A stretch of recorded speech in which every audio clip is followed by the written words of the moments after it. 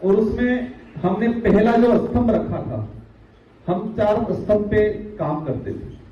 पहला उद्देश्य यह था कि हमारा संगठन राजनीतिक विहीन रहेगा। क्या रहेगा? राजनीतिक विहीन।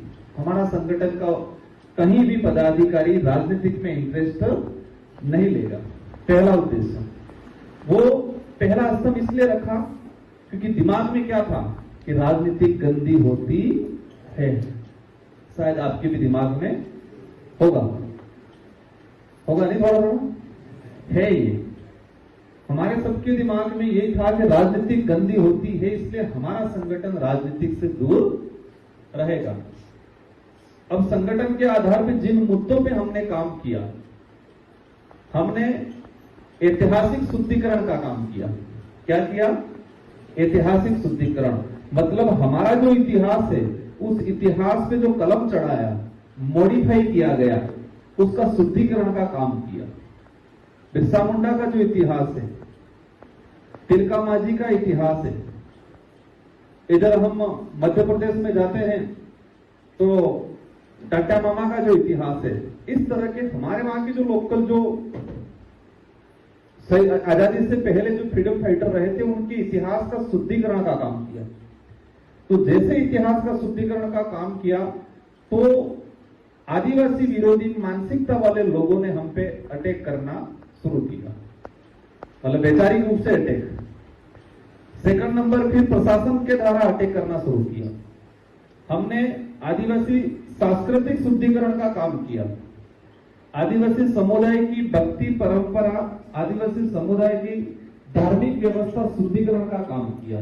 मतलब मूल जो धार्मिक व्यवस्था है, इसी को स्थापित करें, उसके ऊपर जो कलम चढ़ा रखा है अन्य धर्मों के द्वारा, हमारे समुदाय पे जो कलम, धार्मिक व्यवस्था पे कलम चढ़ाने का काम किया है, उसको हमने क्लियर करने का काम किया।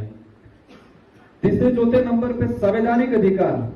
संवैधानिक अधिकार में आ गया शासन प्रशासन।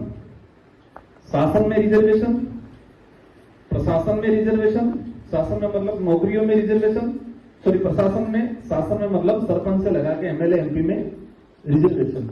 उस पे हम लोगों ने काम किया। और तीसरे नंबर पे लैंड पे शेड्यूल 5 के जो प्रावधान थे, हमारी जमीन दूसरा व्यक्ति या सरकार सीधा नहीं खरीद सकता है, और पैसा एक्ट पे, फॉरेस्ट राइट एक्ट पे। लेकिन ये सारी समस्या जो पैदा हो रही है, उसकी वजह से ही पैदा हो रही है। आज आपको कह रहे हो क्या माइनिंग के नाम पे विस्थापित कर रहे हैं, तो विस्थापित माइनिंग कैसे आई? स्टेट गवर्नमेंट उस कंपनी वालों को अलाउ कर रही है, उसको जमीन उसको लेके अवाप्ति करके उस कंपनी को दे रही है।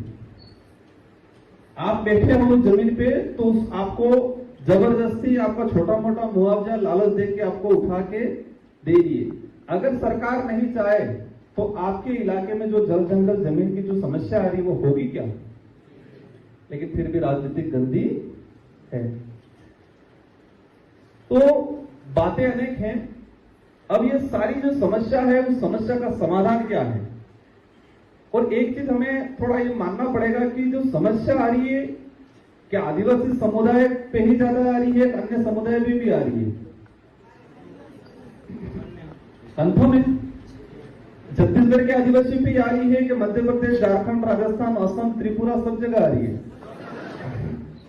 नहीं आनी चाहिए। एक अच्छी बात मेरे आपके हिसाब से यहाँ